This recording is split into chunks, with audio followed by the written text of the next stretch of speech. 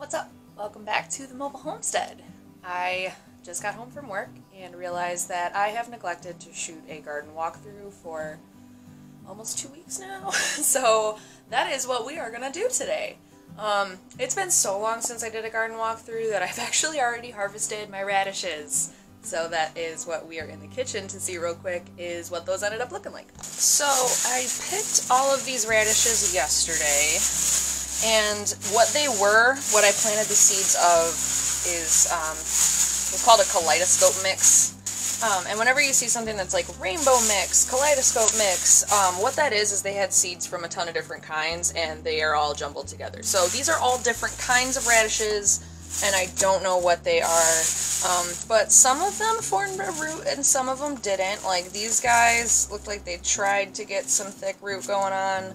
I don't know if maybe this was supposed to be like a daikon radish or something. And this is just a cute little, look at that in the palm of my hand. I have tiny hands too. And then this is the one I'm the most proud of. He's purple. So, real excited about that. And this is how big the leaves are, kind of in comparison. And there were a few more. There was actually a teeny tiny one. It was like the size of my pinky nail. I'm not even kidding. Immediately ate that. It was just too adorable. Also went to a strawberry U-pick place with John on the weekend and got way too many strawberries. So I learned how to make strawberry jam, and it's amazing. And I have way more strawberry jam than I need. So these are going to be finding some homes. But I also canned them, so they are preserved. I actually need to take these bands off. See if I can get one. So, yeah, like, that's a sealed jar. I canned this. I made that, and I canned it, and I'm really proud of it. And now it is time to go out to the garden. Hello, Shyla. Hi. Here's my man cooking some din-din. See, I really do have a boyfriend. This is John. Hello. I know I've said his name. He exists, I promise. And there's Lola's butt somewhere around there. Where's the butt? Lola, pretty sure that hot grill is not for you, baby girl. Look at this zinnia! Like, look at my hand in comparison. What? It's getting so big. These are Thumbelina zinnia, so they are going to be great for this container. Look at all these different, every single one of these is going to have a flower on it, and I'm so excited. And same thing in that container over there, those are 3 Thumbelina zinnia also. Okay, after you, ma'am. Excuse me. Beep beep. Go in. That little fluffy butt. All right. Lola, say hi. Nope. Okay, bye. So flower beds are still doing pretty good. I have thought it over a bit more. This space right here, everything is going to get moved out of it that's perennial at the end of the season this year and moved elsewhere. And this is going to be an annual bed that I can just mess around with and like maybe just do all sunflowers one year, or you know, just toy around with annual flowers, have some designated space to kind of put them. And then what I'm going to do in this middle section here, like same thing, the rose is going to get moved, these bulbs are going to get moved. There are some like annuals, like I've got a few sunflowers. There's one back in that corner there. These are some candy cane zinnias that are going to fill out as annuals. And this big ol' honkin' thing I learned is a marshmallow plant. And so that is not something I planted, but it's something that I have now. And it's got medicinal properties and stuff, so I might mess around with it this year. I'm just kind of letting it bloom.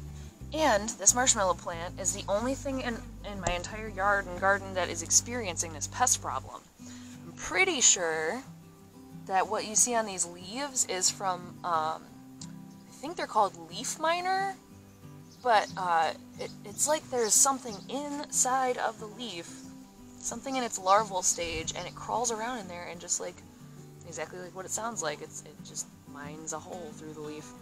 But I mean, this plant looks like it's doing perfectly fine, so I'm not going to treat it with anything. I don't actually see any new damage. So what could be the case is that whatever was causing that problem has matured now, and it's no longer in that larval stage, so it's not going to cause any more damage. So perfectly fine. It's just kind of an aesthetic thing on the leaves at this point, and I'm just going to leave it. So this area in the front is where I'm going to put the perennial garden, and this is all going to get rearranged at the end of the season as I dig everything up. But for now, there's like some sunflowers that I had sprouted inside that are on either sides of the window. I've got some random bulbs. This was a really nice looking morning glory that came back from last year all on its own from some wildflower seeds that I had. These candy cane zinnias are doing wonderfully. These are the only ones that I've planted that haven't gotten attacked by flea beetles, so they're not laced with damage. And then I laid these Sweet William seeds. It looks like they're doing alright. I might need to thin them at some point, but so far so good. And I'm just kind of letting everything do whatever it's going to do this year. But as I said, this is going to end up being a perennial garden because it gets great morning sun, and then it's kind of shielded from that really hot time of day. So everything up here where everyone can see, I want it to just look really nice and come back on its own year after year without a ton of maintenance. This is going to get reworked and basically be partially perennial, partially annual, but the focus on being edible and medicinal plants. So like my herb planter, I might actually put that in this space next year to get more full sun. It'll still be a little bit shaded by this tree, but not as much as it is currently by the mulberry. And then there's also space. I still need to take care of this, whatever the hell this is. I hate it. I don't want it here. It's still here. This is like the dead zone of my planting. I don't know. Like, I've just kind of had some cognitive disconnect from this area. I'm just kind of, it's the wild zone. But this will have more intention to it. And, yeah, hopefully everything that's in here, like the lavender is probably going to end up here. A few other things that, like, basically just everything is going to be usable in some fashion for human consumption in this area. It won't just be for aesthetics. So I'm looking forward to that. Are you ready for the garden? Because I don't think you're ready for the garden. It's been 2 weeks. I've done so much. It's grown so big. If you can, just like go back and like 30 seconds or less, go check out the last video I posted, just so you like have it in your mind how itty bitty everything was compared to where it is right now, alright? Alright, let's do it. Ta-da! Look at all of that. Let's start over in this corner. The calendulas that I laid from seed are doing really great. The lavender I've already started harvesting, but I don't like harvesting it all at a time because I want to leave some for the bees. I've learned that my bleeding hearts are getting fried in the sun, so that definitely needs to move to the front of the house at the end of the year. This little fire stick that I had in the house, so I just decided it's going to live outside now. This Rosemary Bush, I have definitely already harvested some just to prune it up to make it look nicer, but also I use some to like infuse some vinegars in the house. I've got some hanging up to dry. Really excited about having rosemary. Every time I walk out here, I start my tour by like just kind of doing one of these and smelling it. Rosemary is also a really great, just kind of aromatic way to like do bug repellent, you know. Mosquitoes don't really like it, I've been told and heard, but it can't just stand alone, like you have to activate it. So I'm telling myself that by doing this there will be less mosquitoes. I don't know if that's true. This flower, I had to deadhead it, but it's got a new one coming back here, and then at the epicenter of each of these is going to be another flower as well. I've also got these lights. I've got a few of them around the garden. Hey Shyla! Hello. But I got them at Meijer for like $2.99. They've got little like butterflies and flowers on them. They're solar powered and they light up rainbows. So happy Pride Month, everybody, from the Mobile Homestead. The fairy garden is still doing its thing, and it's attracted a little fairy. Hello, welcome to my garden. So the mint. Oh, the mint. I am still pretty sure something in here is mint. However, the things that I thought were mint are not mint. I thought this was mint, and it's not, so it's gonna go there. I thought this was mint, and it's not. This is a clover.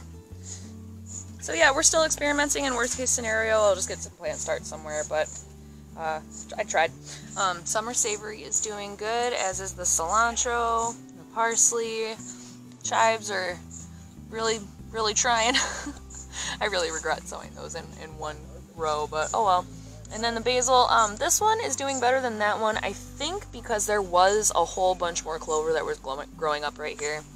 I just thought it looked all cute and magical, and then I realized that it was blocking that little baby from getting sun, and I'd prefer basil over clover, so here we are. The strawberry spinach has sprouted. However, it's definitely going to be a really long time before I see anything. I'm probably not going to reap any berries off of this plant this year unless I try to overwinter it in the house or something. But it does say on the seed packet to start it like 6 to 8 weeks before your last frost inside, which is just like how you would start tomatoes, and I obviously did not do that.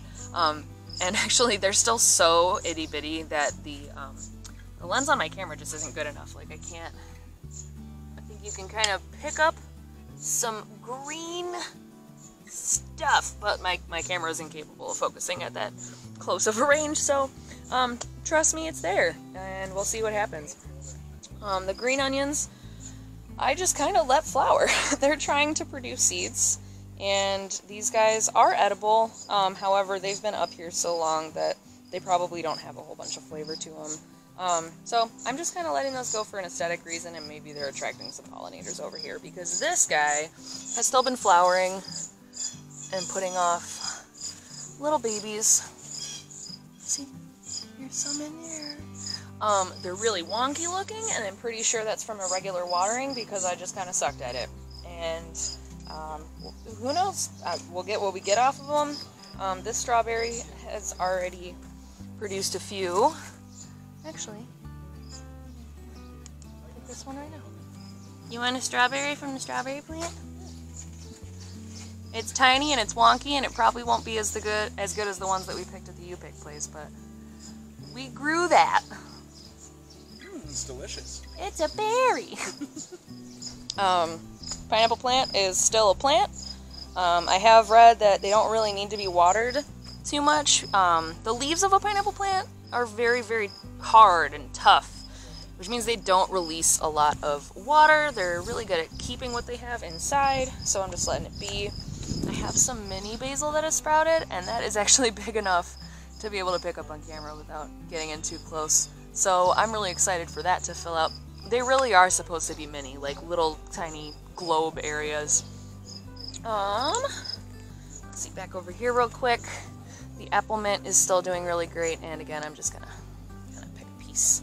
And then this is a sunflower that my friend Alyssa gave me, and it was just its original like seed leaves when she gave it to me, so it has sprouted everything on top since it got put in the ground, and it's doing real great. So this borage plant is all grown up, and right at the tippy top there, let me see if I can get around, that is a flower bulb, and there are like, gosh, there must be 6, 7, 8, 9, at least 20 individual little flower, like, buds, flower buds.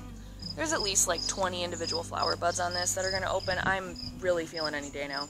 So, really excited about that. There is still, gosh, you can't really see it because the lens on my camera sucks, but ants have been harvesting aphids on my borage.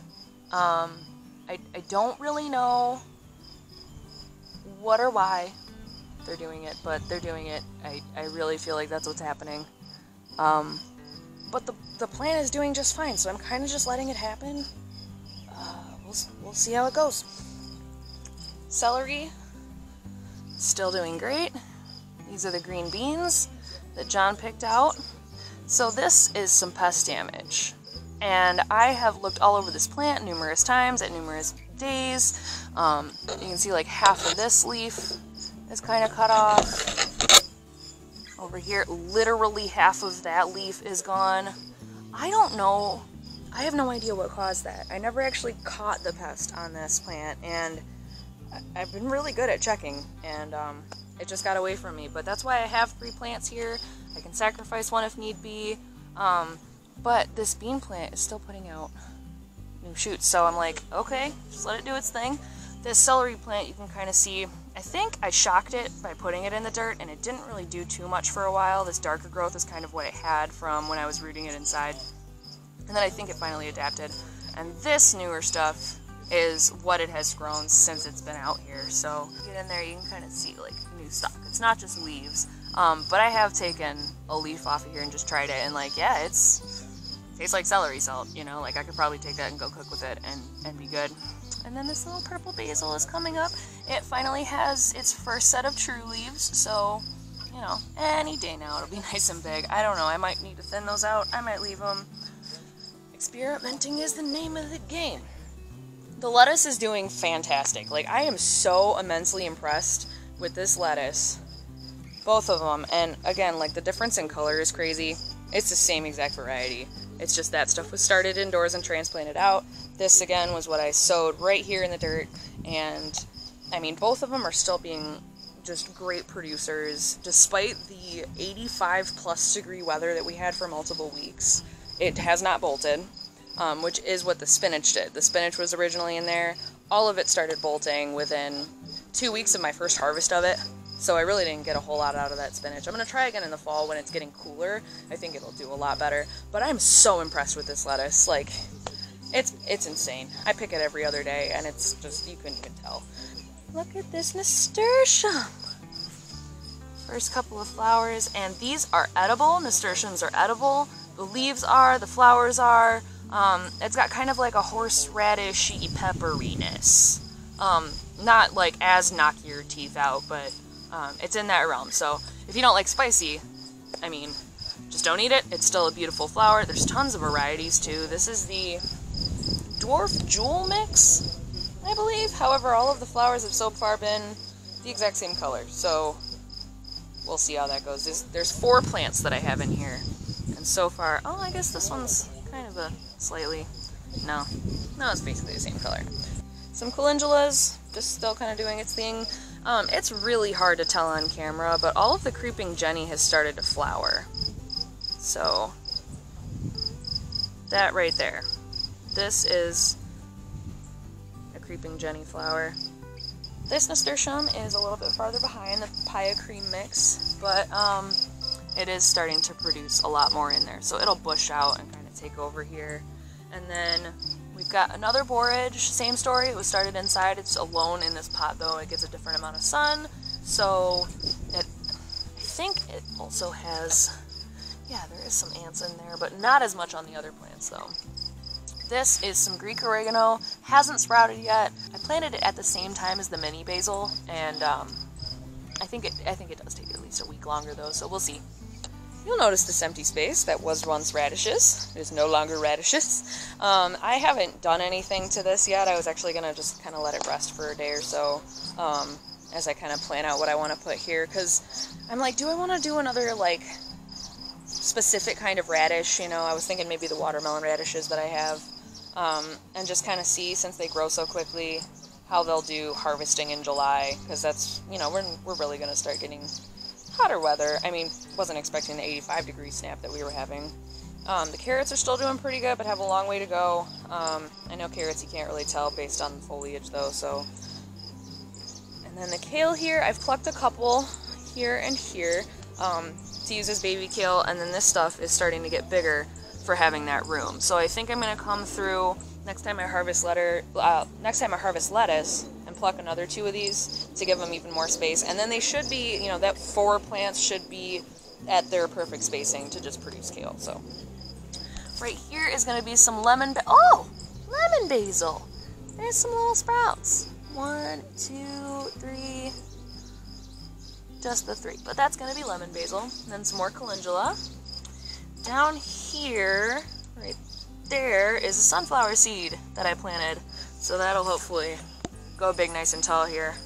And then, you know, the good stuff. So this is the early girl tomatoes, these and this one in the white bucket.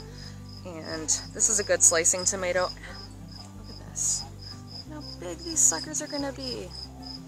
Ah, and the smell of tomato plants, you guys. If you don't know what it smells like to work with tomato plants, I'm telling you, it's just one of the it's one of my favorite things about gardening. It just smells so good. So tomato flowers, good thing to note, are called perfect flowers. That means that the male and female parts are in the same flower, and you don't really need pollinators in order to get them to flower and pollinate and fruit. You can just kind of, and it it does it all in there. And then voila, it will become a tomato. Whereas the cucumber plants, look at how crazy these have gotten, you guys. Oh my goodness. They're just growing up. Actually, I gotta train this one up. Here, let's see here. I've just been kind of lightly weaving these through in the direction that I want them to go, and they've been figuring it out. Cucumber plants are smart. So this one is the one that has one plant in the bucket. And this one has produced female flowers first, which is the flower with what will become a cucumber at the base there. You can see starting from the bottom there's 1, 2, 3, 4, 5, 6, and there's more in there that haven't opened their flowers yet, but 7, just all in these crooks, 8. So these ones have female flowers, but no male flowers open. But then over here, where there's 2 plants in the bucket, this one hasn't produced any open flowers yet, but it is starting to put them in the armpits. But this one has opened all of its male flowers, and that's really awesome. Basically because cucumber plants have imperfect flowers, which means there are separate female and male flowers. They need to be pollinated by a pollinator, or you can hand pollinate using a tiny paintbrush, or I've been using a Q-tip where I kind of just like mess up the cotton at the end of it. But I've been going back and forth for the past several days in between the male and female flowers several times, because I've read that it takes several times in order to get a fully developed cucumber. If you ever see like a wonky weird one, it's because it wasn't pollinated as many times as it needed to be. And I'm just really over the moon about the fact that with my little experimenting, I netted one plant with female flowers and one plant with male flowers at the exact beginning of the season. Because with plants like this that have imperfect flowers, typically they're going to set one or the other. And if they're setting female flowers, what's going to happen is if they're not pollinated, you're just going to see those teeny tiny cucumbers wither away. And that's not, hopefully, what's going to happen in this case. So just letting those do their thing, pollinating as we go. And then the cherry tomatoes are also just, I mean, look at this, guys. Like, this is at basically my height, and I mean, granted, they are in 5-gallon buckets on top of a platform, but still, standing next to them, they're almost at my eye level, and I'm 5.5 feet tall, so that's pretty cool. And all of these have been setting lots of flowers. The one in the front even more so. I've got one bunch there, and I think on each of those bunches I counted at least 13 tomatoes. So we're going to be in the tomatoes very soon. Alright, open up my trailer trash gate here, although I was at first trying to take this post and jam it into the ground, and then I realized that this is a way smarter solution. Work smarter, not harder. So, these zucchini here, pretty yellowed, although you can't really tell on the camera, but it does actually look a bit more green than it did like 2 days ago. I fertilized it. I just thought it was probably because I need to water it more, but also there wasn't a ton of nutrients, so went ahead and gave it some. Look at these peas. These are finally starting to set pea blossoms. This one opened yesterday and it's already dying back, so hopefully will be peas soon. I'm just really excited for peas. This is another cold weather crop, so I don't know how successful it's going to be as we get into the season here, as it just gets warmer and warmer as we get into summer. But, you know, even if I get these first couple here, these I'll be able to plant again in August. So I'm just kind of learning this time around, and then I really feel like when I give them that second sowing later in the season, I'm going to be able to get a good yield that I can freeze or do something with in the house. So if you guys don't know about tomato suckers, teeny tiny crash course. Basically, you have a tomato plant, it's going to have a main stem. Off that main stem, it's going to put branches. And in the armpit of those main and side branches, it'll try and produce another branch, and those are called suckers.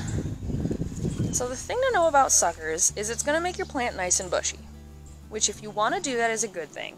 However, if you live somewhere where it's going to get hot and humid, tomato plants need a nice amount of air circulation, or else they'll get fungus, different types of diseases like blights. Blights and things like that are going to be really prevalent in those hot, humid conditions. So you're going to want to pluck these suckers so they don't bush around your plant. Also because it makes your plant focus that energy on the main stem and on producing flowers and fruit.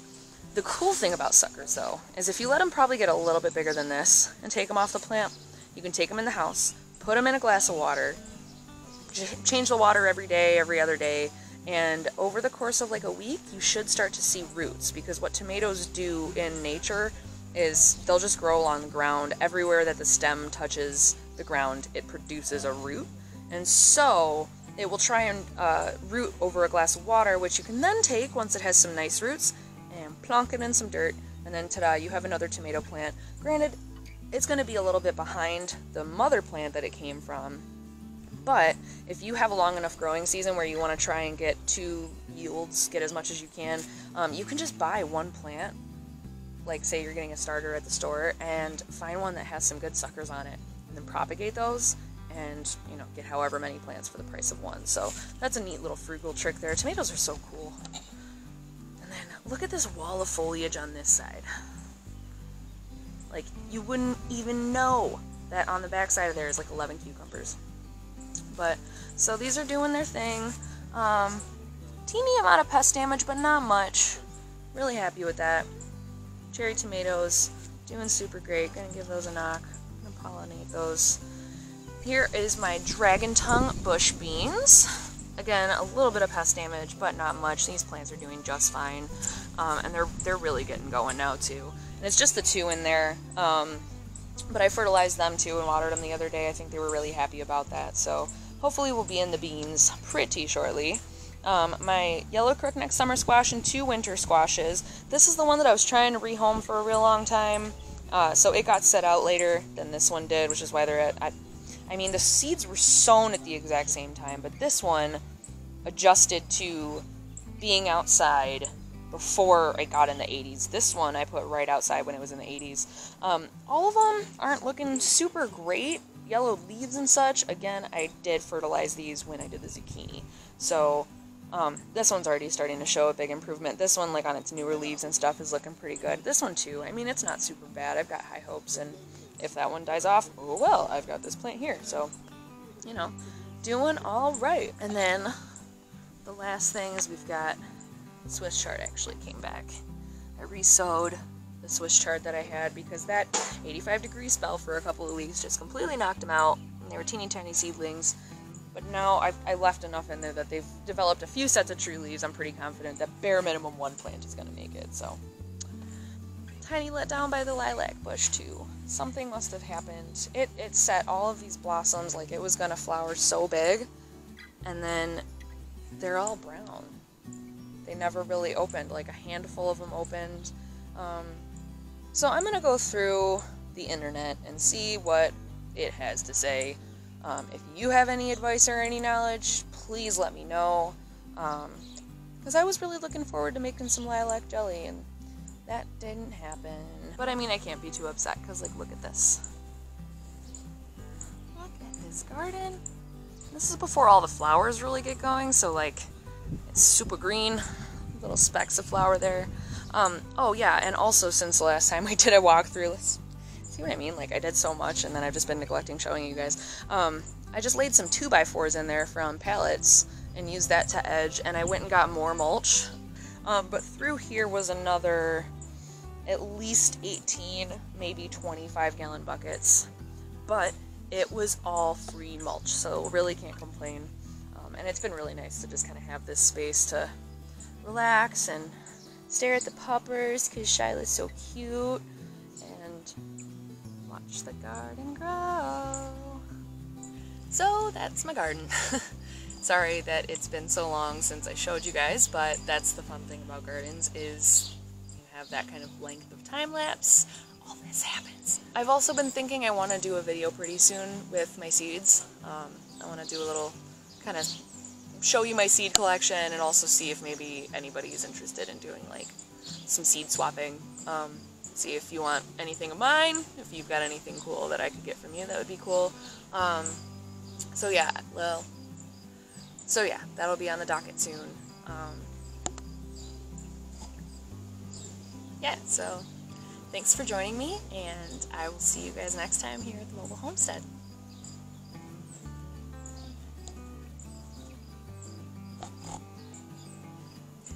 Yeah, so thanks for joining me, and I appreciate it. See you next time, the Mobile Homestead.